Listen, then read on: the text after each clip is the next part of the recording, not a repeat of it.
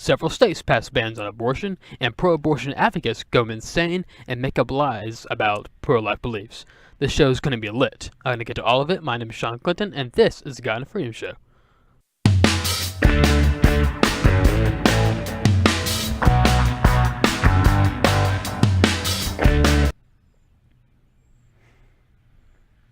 Alrighty, so I hope everyone has had a great week so far. Happy Friday. We have a lot to get to, so let's not waste any time. And unlike my other episodes, where it's usually kind of several topics, whatever, this is going to be about a single topic, which is pretty much abortion. So, anyways, so the topic of abortion has always been like kind of a very controversial issue in the United States, where, like, you know, of course you got many people who support, you know, people or the women who right to get an abortion, and we got others who believe that it's murder. And I happen to believe that abortion is murder and should be banned all around. But again, that's a very controversial issue, and it's one of the more touchy issues. Like I've seen like the nastiest arguments, and on the topic of abortion. But anyways, especially like in 2019. Overall, like, it's been just absolutely insane as how much abortion has come up.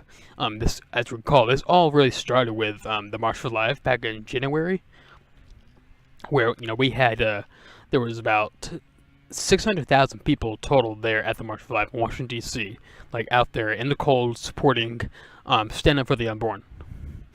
And, you know, usually how it works is that the media would like to usually ignores March for Life, saying that, kind of brush it off, it's like, oh, this is just a bunch of religiousness or whatever. But like, being that there was like, again, 600,000 people there, they saw that as a threat to their agenda. So as you saw, there was like an immediate like backlash against the March for Life.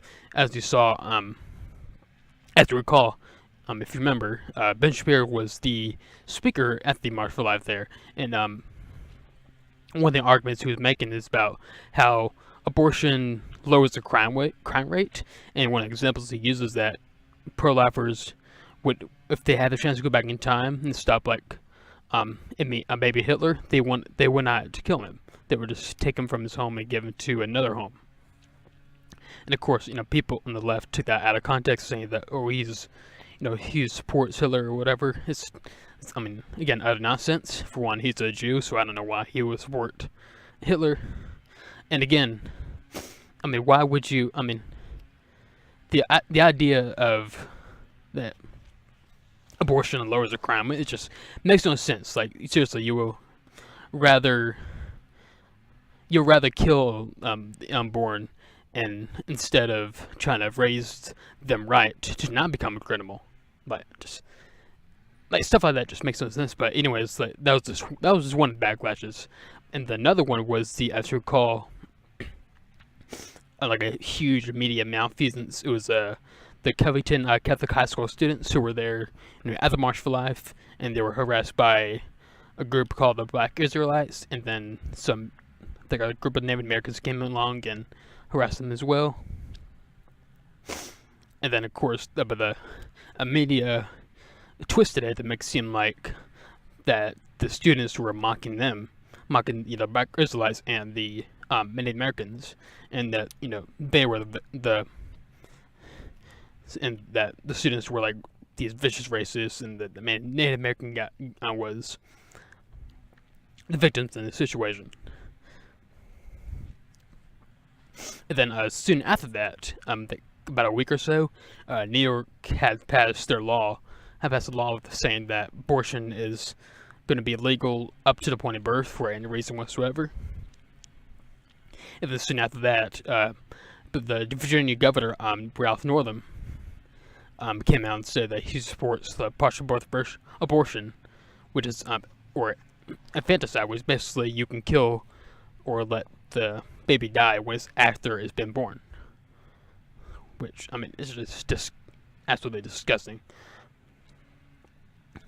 But I mean, again, what was unique about that, like, even though we have that group of bad stuff for right there, like after that, there was several other states that passed the bans on abortion, We had Ohio, I believe it's how Ohio did it, if I'm not mistaken.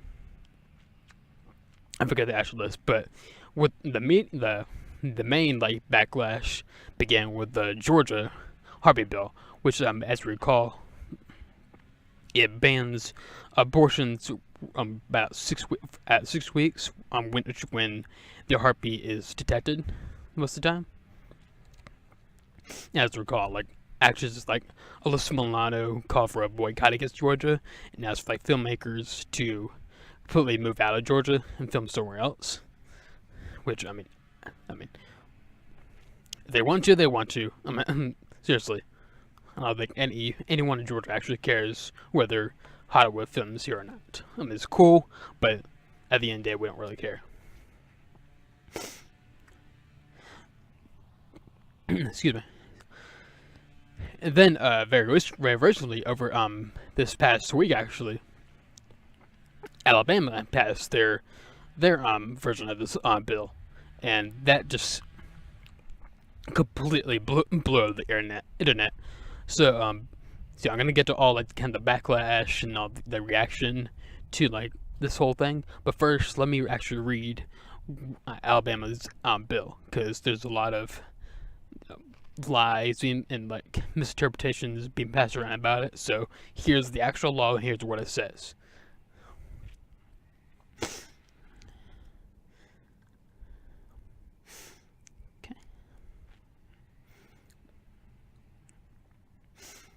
Okay, and here's the synopsis of the bill. Alright, this bill would make abortion and attempted abortion felony offenses, except in cases where abortion is necessary in order to prevent a serious health risk to the unborn child's mother. Which is position that most pro-life people kind of hold. If it comes to a situation where like the mother's life is at immediate risk, or whatever, then that's when that's when the kind of like that's the situation that can happen. But anyways,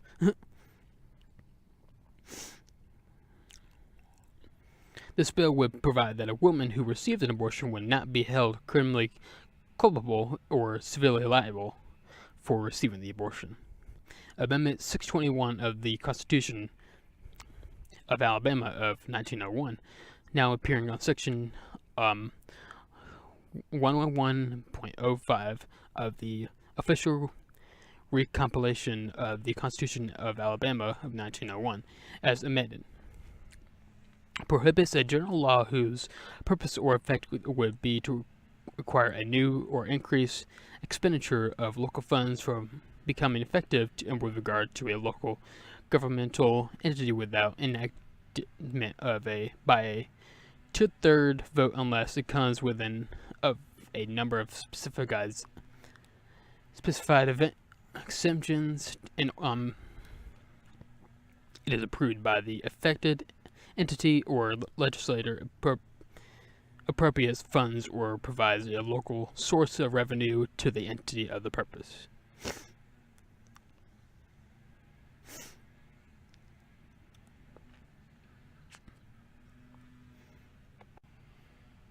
Okay, here's where the actual bill actually starts. So here's Section 1. This act shall be known as the Alabama Human Life Protection Act. And here's Section 2, legislative findings.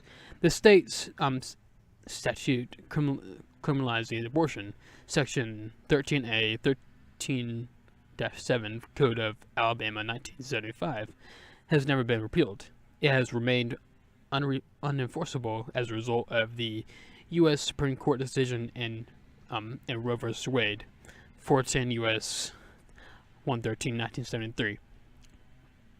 And its progeny, whatever, which struck down as unconstitutional a Texas statute criminalizing abortion, and which effectively repealed by implication and made unenforceable all other state statutes criminalizing abortion. On November 6, 2018, electors in the state approved by a majority vote a constitutional amendment to the Constitution of Alabama of 1901, declaring and affirming the public policy of the state to recognize and support the sanctity of unborn life and the rights of unborn children. The amendment made it clear that the Constitution of Alabama does not include a right to an abortion or require funding of abortions using public funds. And present state law, Section 13A6-1, Code of Alabama 1975, defines a person for homicide purposes to include an unborn child in utero at any stage of development, regardless of viability. Which means if someone killed a pregnant mother, he gets charged for double homicide. In the United States Declaration of Independence, the principle of natural law that all men are created equal was articulated. The self-evident truth found in natural law that all human beings are equal from creation was at least one of the bases for the anti-slavery movement, the women's suffrage movement, the Nuremberg war crime trials, and the American Civil Rights movement, which is completely true. If those movements had not been able to appeal to the truth of universal human equality, they couldn't have been successful. Again, also true. Abortion advocates speak to women's rights, but they ignore the unborn child, while medical sciences increasingly recognize the humanity of the unborn child. Recent medical advances prove a baby's heart starts to be at around 6 weeks. At about 8 weeks, the heartbeat can be heard through the ultrasound examination, and a fetal Doppler can detect a fetal heartbeat as early as 10 weeks. Ultrasound imaging shows the developing child in utero. As early as 6 weeks after fertilization, fetal photography shows that the clear development of a human being. The Alabama Department of Public Health publication Did You Know demonstrates through actual pictures at 2-week intervals through the entire pregnancy the clear images of a developing human being. It is estimated that 6 million Jewish people were murdered in German concentration camps during World War II, and 3 million people were executed by Joseph Stalin's regime in Soviet gulags, and then 2,500,000 people were murdered during the Chinese Great Leap Forward in 1958, and then about 1,500,000 to about 3 million people were murdered by the Khmer Rouge in Cambodia during the 1970s, and approximately 1 million people were murdered during the Rwandan genocide in 1994. All these are widely acknowledged to have been crimes against humanity. By comparison, more than 50 million babies have been aborted in the United States since the Roe decision in 1973. More than 3 times the number who were killed in German death camps, and Chinese purges, Stalin gulags, Cambodian killing fields, and the Rwandan genocide combined.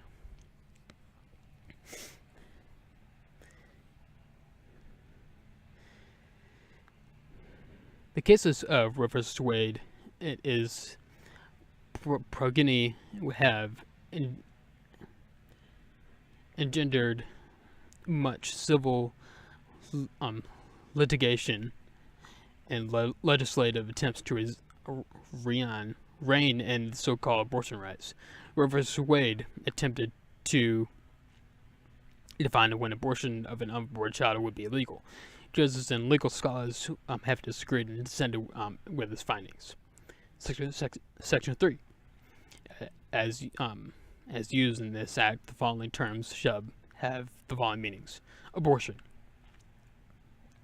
The use or prescription of any instrument, medicine, drug, or any other substance or device with the intent to terminate the pregnancy of a woman known to be pregnant with knowledge that the termination by those means will reasonable likelihood cause the death of the unborn child. The term does not include these activities if done with the intent to save a life or preserve the health of an unborn child, remove a dead unborn child, to deliver the unborn child prematurely, to avoid a serious health risk to the unborn child's mother, or to preserve the health of her unborn child.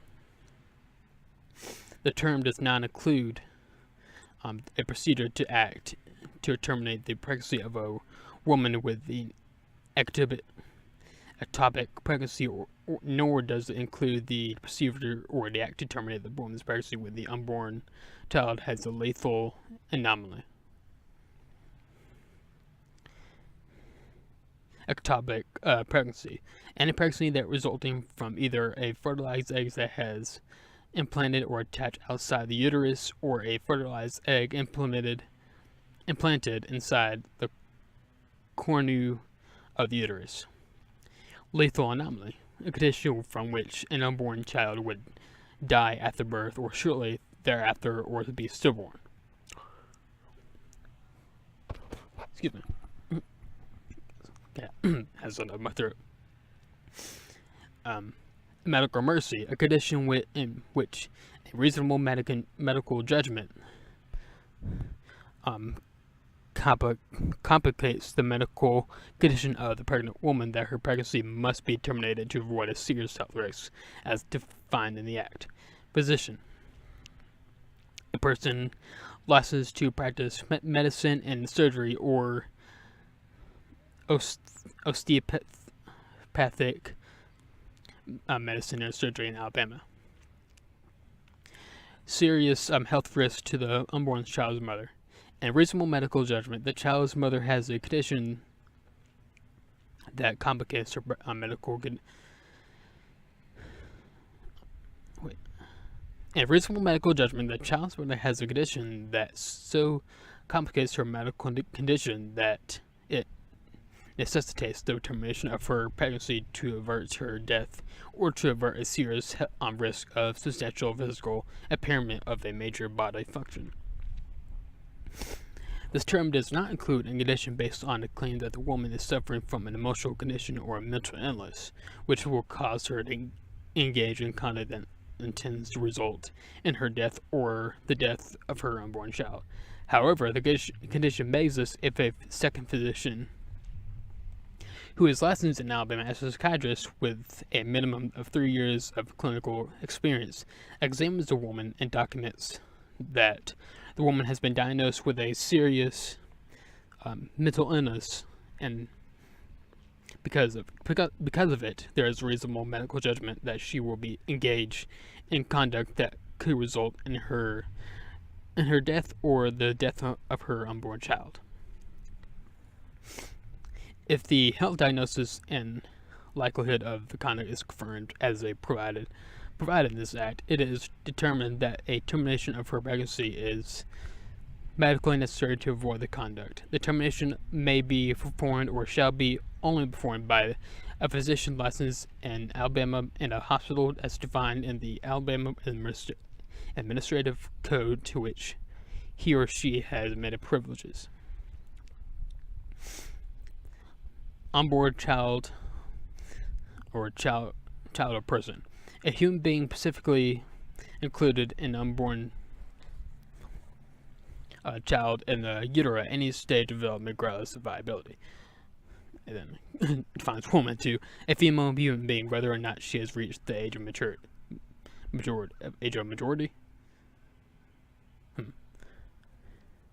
One that means maturity, but whatever. Here's section 4.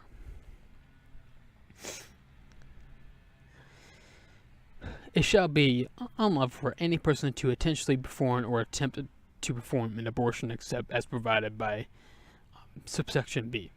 An abortion shall be permitted if an An attended physician licensed in Alabama determines that abortion is necessary to warrant to prevent a serious health risk to the unborn child's mother, except in the case of a medical emergency as defined herein. The physician's determination shall be confirmed in writing by a second physician licensed in Alabama. The confirmation shall occur within 180 days after the abortion is completed and shall be prima facie evidence of a permitted abortion. Section 5. No woman upon whom an abortion is performed or attempted to be performed shall be criminally or civilly liable. Furthermore, no physician confirming the serious health risk to the child's mother shall be criminally or civilly liable for those actions. And what that basically means is, the woman is not charged for the abortion, or is not held liable for it, and as well if the doctor determines that the abortion is necessary to save the life of the mother, he will not be criminally liable or civilly liable, which makes sense in my opinion. And Georgia does have a section in their law where they do charge the woman, the mother child, I think criminally or civilly. I forget. I mean, I have mixed feelings about that. I mean, if they go out of state to get an abortion, I mean, I guess that's another thing. I mean, if they intentionally break the law, I guess they can be liable. But I mean, it should be minimal for the mother, at least. I mean, for the mother, at least, it should be a minimal punishment. I mean, there's some that advocate for the death penalty for the mother. No. I'm sorry, no. I mean, again, if the mother were to be criminally liable for an abortion, it should be very minimal. And that's where, when abortions are banned, that's when pro-life centers come in and try to help the mother and, keep her comfortable and just try to support her throughout the pregnancy. But that's just my opinion, the whole thing. And here's Section 6. An abortion performed in violation of this Class Act is a Class A felony. An attempted abortion performed in violation of this Act is a Class C felony.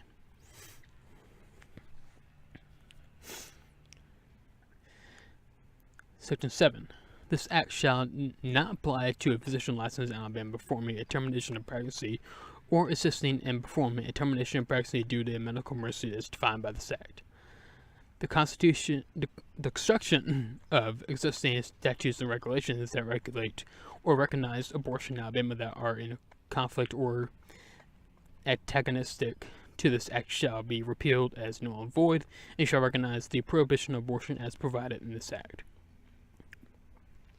If this Act is challenged and enjoined pending a final judicial decision, the existing statutes and regulations that regulate or recognize abortion shall remain in effect during that time. Section 9. Although this bill would have as its purpose or effect the requirement of new or increased expenditure of local funds, this bill is excluded from further requirements in application under Amendment 621, now appearing as Section 111.05 of the official recombination of the Constitution of Alabama, as amended because the bill defines a new crime or amends the definition of a existing crime. This Act shall become effective 6 months following its passage and approval by the governor, or it's otherwise become law. Alright, so that's pretty much the entire Alabama bill. It's trying to set a mouthful right there, but in a quick summary of it, basically, it of course bans abortions same as Georgia at 6 weeks, bans abortion at 6 weeks, or when the heartbeat is detected, except in cases if the life of the mother is endangered in a way, endangered in a way, as I said, example, if the fertilized egg grows outside the uterus, that could become serious causing serious damage and become extremely dangerous for the mother. So like stuff like that is very reasonable when it comes to abortion laws, but otherwise, other than that, abortion is pretty much banned in Alabama. And rightfully so. It should be banned. This should be throughout the entire United States. All abortion should be banned, except in like serious and the risk if the mother's life is at risk. And other states are starting to follow this suit too. I believe Missouri has passed it. Tennessee has passed one, as I mentioned before. Ohio is passing it. Louisiana has passed one, and Texas, I believe, is working on passing theirs. And I believe North Carolina is coming along as well. I could be wrong, but I believe North Carolina, or it could be South Carolina. I can't remember, but so I mean, it's really cool seeing how many more states are doing this, and I think that has to do with really like Ohio and Georgia kind of doing theirs. Well, more so Ohio starting to doing theirs, and the Georgia saw okay, if they did it, we can do it too. And then they saw then Alabama did theirs, and that Alabama's seen started to change direction, because I've seen a lot more states after Alabama and now seeing that they passed their version of this bill, which is great all around. It's cool seeing it's just really cool seeing this many states starting to come in and saying, no, we're not doing this anymore.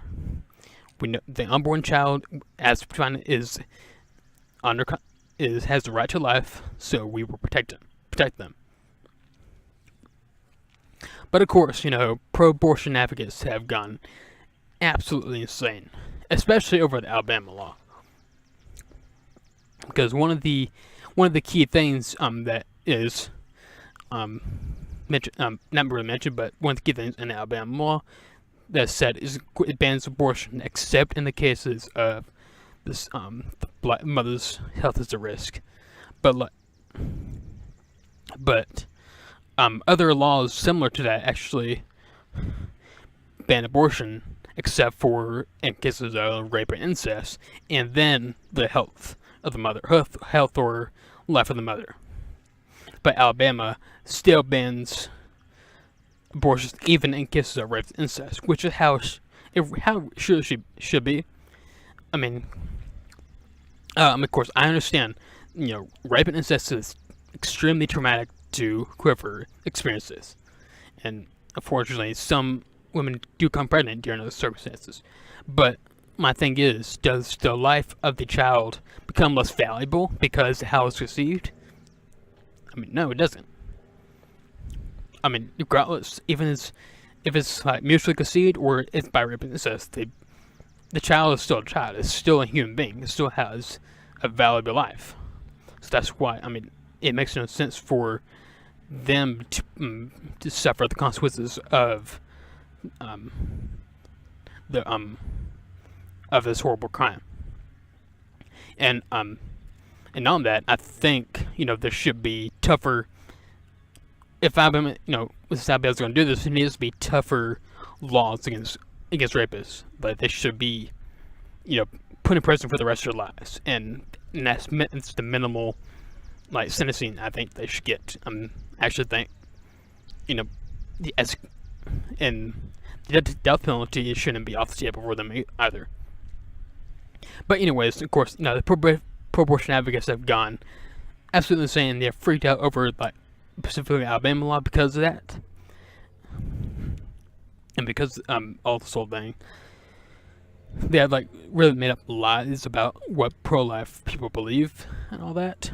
They have one lie they have said is that we are pro-rape and pro-incest, which is completely untrue. Again, I have tremendous sympathy for a woman who goes through that. But again, the value of the human life that's going inside her does not go down, regardless how it's conceived. And again, rapists, I think, in my opinion, minimal should be even life in prison, and then I think also they should be have the death penalty as well. So, yeah, I mean, that's lie number one. Lie number two is that we only care about just the babies. After that, we don't care about them at all, which is, again, completely untrue. According to statistically speaking, actually, Christians, specifically conservative Christians, are the most charitable people in America. They give the most to, like, pregnancy life centers or to the local community or whatnot, something to help out their local communities. And many churches do the same thing, do their tithings and all that. My church does that. Has a soup kitchen and does something called the back school thing in July, where it invites people who are in extreme need in our community, and then just gives them groceries, gives them school supplies, and just gives them something, all their basic needs they need for that week and on. So yes, the idea that pro-lifers do not care about children or the mother after they've been born it's total nonsense. But the thing is, most pro-abortionists are leftists, and their idea of helping out people is through government programs, which, again, as conservatives, don't generally believe that government is necessary to do all that. I mean, actually, government makes it a lot worse.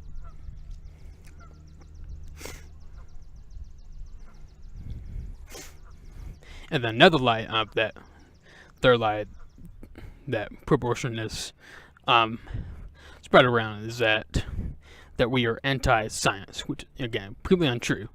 Science has actually works, comes in our favor, especially in the coming years. As again, science proves that the heartbeat in the child begins at 6 weeks.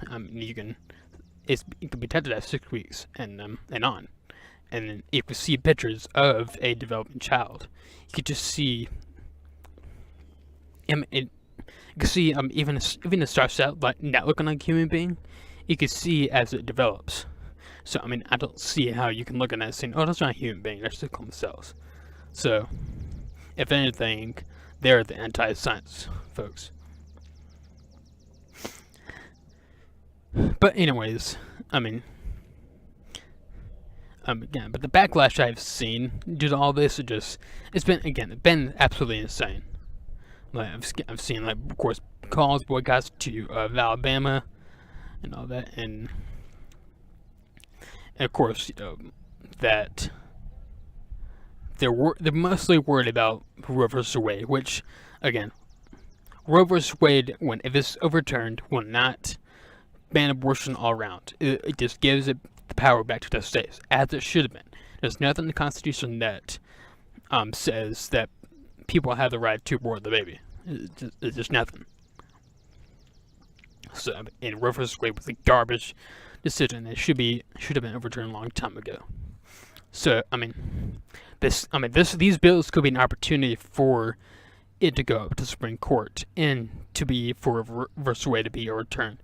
The problem is, I don't think it will, because of who we have on the Supreme Court right now.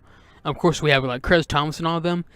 They'll definitely vote to overturn it, but people like Justice Roberts and Kavanaugh probably wouldn't. And what's hilarious about that is the reason why many people were the media and Democrats were going after Kavanaugh and making up those lies, saying that he's a gang rapist, whatever. And back in September is because that they thought he would overturn Roe vs. Wade, but the joke is he probably wouldn't. Which is one of the reasons why I don't think he was the best pick. But he could surprise us. Maybe he's seen all these laws and seeing that okay, I see a reason. I see a large support for the pro-life position, so I'm gonna vote to overturn it and just let the states decide it. So we'll see if it goes to the Supreme Court. We'll see what happens. But I mean, one of the cool things that's been cool to see is just the growth of the pro-life movement, especially within the past few months. Like the March for Life back in January was like the largest crowd I have seen of pro-lifers, like throughout all the March for Lives. It was really cool, and just like on social media and just everywhere, I've seen a large like growth of people standing up for the unborn, especially within like my church. I've seen, they have like people in my church that come up and say, have joined in like pro-life causes and all that. It's been really cool to see, and like that really kind of gives me hope that like one day very soon that our position will win.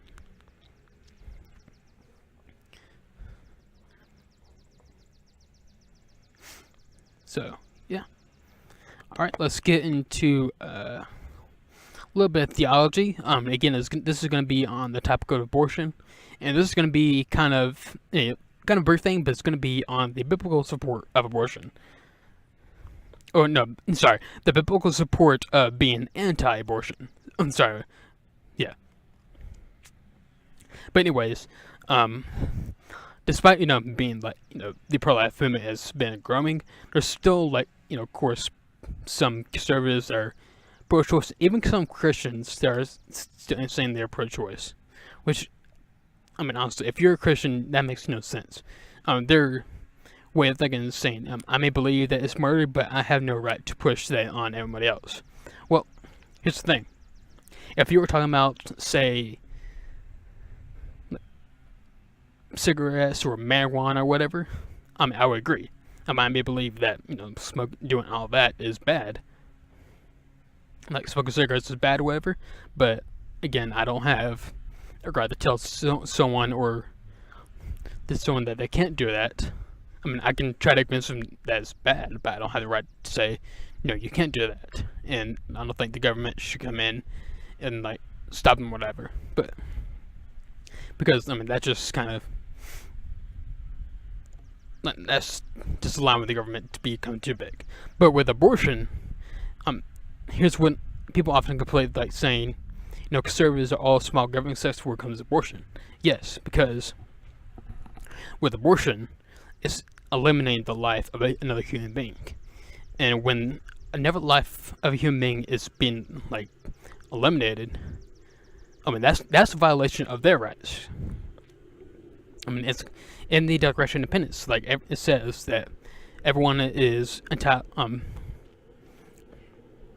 has the rights of life to liberty, right to liberty, life, liberty, and the pursuit of happiness. And without life, you don't have the other two. So that, that's another point. But again, there's some Christians that kind of have that mindset that they may believe is murder, but they don't have the right to tell anyone else it's murder. But if it's murder, it shouldn't be done. Regardless of what. Seriously, it shouldn't be done anyways.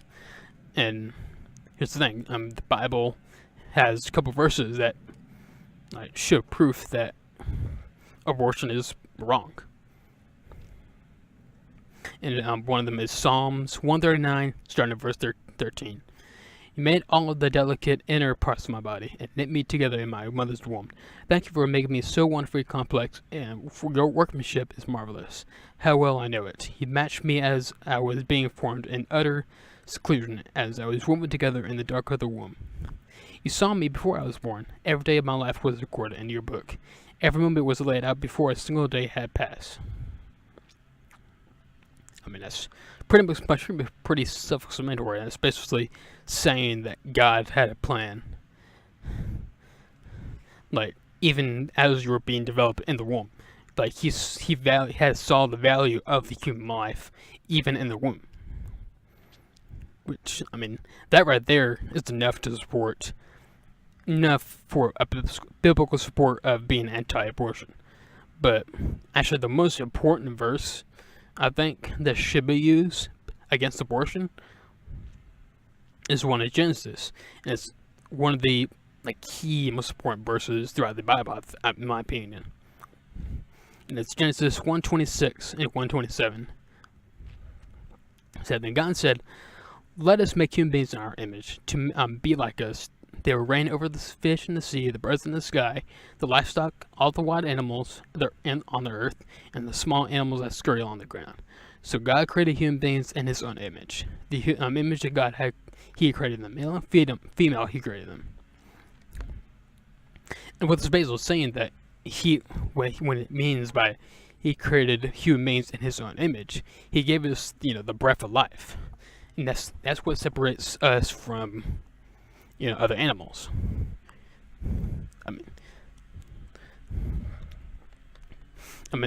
Yes, He created the animals in their own unique ways, but for human beings, He created us uniquely in His own image, and gave us this breath of life. So without this verse, if He didn't create us, give us that breath of life, what would be the point? Seriously. But it's because of this verse, and because the way He created us, that gives that just tells us that every human being is valuable, even the unborn. Alright, so that's all I have for today. So I'll be back here next week on Friday. No, actually, no, I won't be back here next Friday. I'll be going to Florida, so tough it out. Actually, I may be able to. I may do it sometime on Thursday, sometime the other Monday, Tuesday, Wednesday, Thursday. But if not, tough. So yeah. As of right now, I'll be back here next week. So let's see what happens. I'll see y'all then. My name is Sean Clinton, and this is the Guy and Freedom Show.